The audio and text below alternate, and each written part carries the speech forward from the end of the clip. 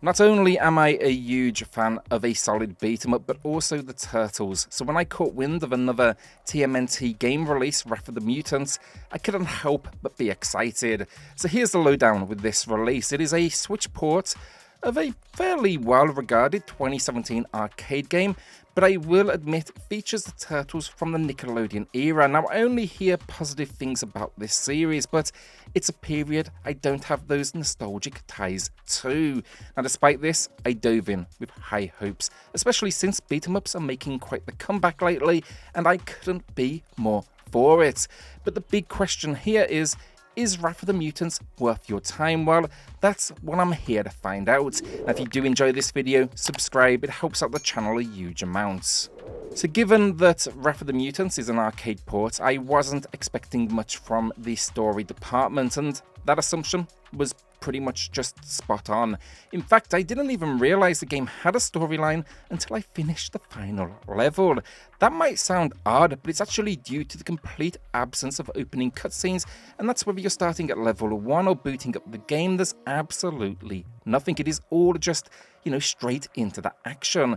So if you are hoping for narrative, you're gonna be left wanting.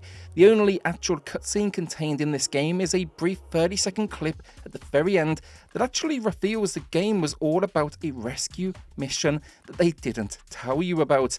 Honestly, it's not much of a surprise, but it is disappointing because it feels like a missed opportunity for this fantastic cast of characters. So this all said, since it is a beat-em-up, the game lives and dies by its combat, which I'll admit up front is extremely average. The controls, first of all, incredibly basic. You've got a jump, a single attack, and then a few combinations for variety. Think a jumping kick or a mid-air swing. Personally, I'm usually looking for more flexibility. Think different directions delivering different effects.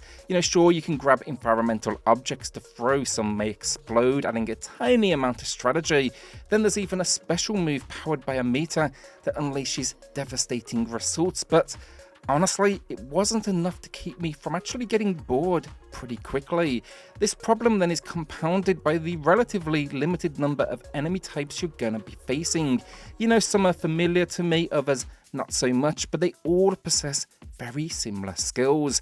I also found a few enemies simply cheap. Tons wield firepower and just tend to stun lock you from a distance, and that gets particularly annoying fast, especially when they're doing so from off the screen.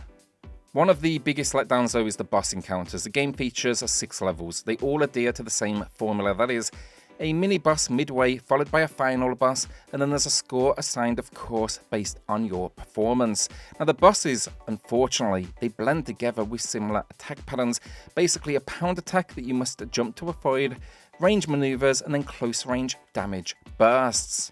The issue here, though, is the monotonous approach the game takes towards each of these bosses. They're so similar, it means that each encounter can actually be tackled the exact same way. That is, you're going to dive in, you're going to attack, you're going to jump occasionally, but what you're really doing is you're waiting for a throwable weapon that actually appears around the halfway point of every single battle. It's always the same, throwing stars, and once you've used these, you can use your special move, fueled by all of that damage you have dealt. It is just incredibly shallow stuff, and they really should have worked on a whole lot more variety. On top of all of this then, there's actually a lack of unlockable content as well. No bonus levels, no unlockable characters, nothing. Initially I was actually excited about the prospect of unlocking new characters. This was because there's a local leaderboard. I noticed Shredder amongst others in the ranks, which led to me believing that's going to be a playable character in the future. Unfortunately, that's not the case. All you're going to be getting are the core 4 turtles from a playable character perspective. What is also disappointing then is the limited multiplayer mode, compared to Shredders Revenge with its local and online multiplayer options. This game only supports local play for up to 4 players. You can also then easily finish this game in under 2 hours, and following that, there's really no incentive for you to come back, maybe try that one harder difficulty, but that really is it. And yes, while I know it is true that the genre is known for its shorter runtimes, it's really important to consider the price tag here at $29.99 USD or your regional equivalent, and this is a steep cost compared to some of the best games in the genre like Streets of Rage 4 and Shredders Revenge. Now then, let's talk performance. While the game generally runs smoothly, I did experience occasional stutters where the screen would momentarily freeze. Though these interruptions are brief, they can disrupt that overall flow, something you're looking for in a beat-em-up. Now another gripe then is the controls. You're limited to using the left stick for movement, with no option to switch that to the D-pad via the game menus, and this seems to me like a major oversight, especially since, many fans of this genre, they prefer the precision of that D-pad. From a more positive perspective then, for what it's worth regarding levels, I enjoyed a few of the environmental obstacles, a fairground where cars are flying down tracks towards you, roads with cars zipping past, and the list kind of goes on. Wouldn't call it original, but it at least adds some variety. Additionally, I am a fan of the different collectible power-ups, the health packs, the support characters that just wipe everyone out on screen, and items such as Boomerang that takes down every single enemy that you can see.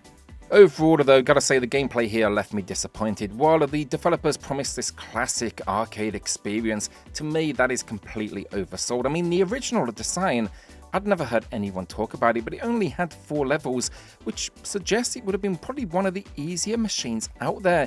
And yes, sure, here they've added extra difficulty modes and also an additional 2 levels, but it still gives you very little for that price point. If I had to guess, this game might be a hit with those who have a soft spot for this era, but it's definitely on the easier side of the genre as well. I will throw that out there. But I will say at the same time, look, if you've got kids maybe in the household, you're looking for something to enjoy with them, you actually might find some fun here. However, again, look, for seasoned genre veterans, this one is definitely a tough one to recommend. Visually, it's a mixed bag. While the Turtles designs might not be everyone's cup of tea, they definitely do a commendable job of capturing the Nickelodeon era vibe. Also, the animations here are well executed, especially during special moves. An example of Raphael shooting out fire, it delivers the epic damage you would expect to see from such an attack. Then when it comes to enemies, each of the 6 levels, it introduces a new design or two, but variety here unfortunately often boils down to simple colour changes, and that can definitely be a bit on the bland side. The levels themselves, however, do offer a nice mix of environments from city streets to alien worlds, and boss designs, I describe them as hit and miss. The game doesn't quite capture the, unique personalities of these characters, and that's simply because they all do that same attack pattern, which is charging in your direction.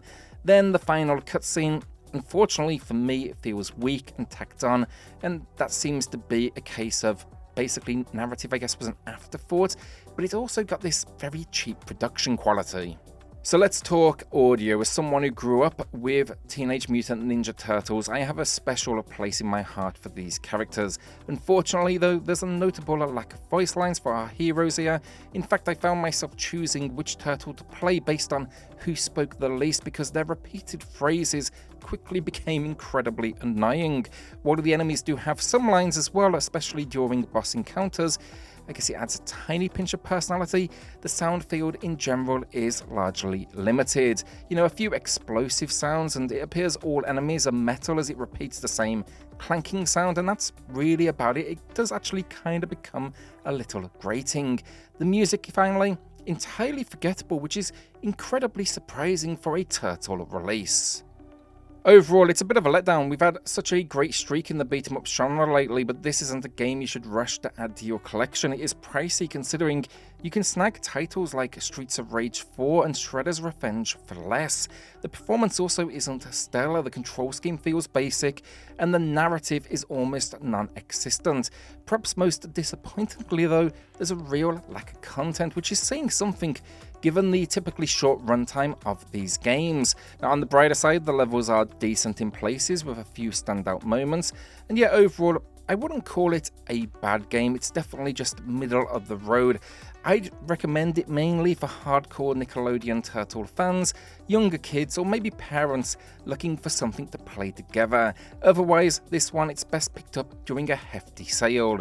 Now today we're going to be giving this one an average 5 out of 10. I think that is completely fair for what they are asking and what they are offering.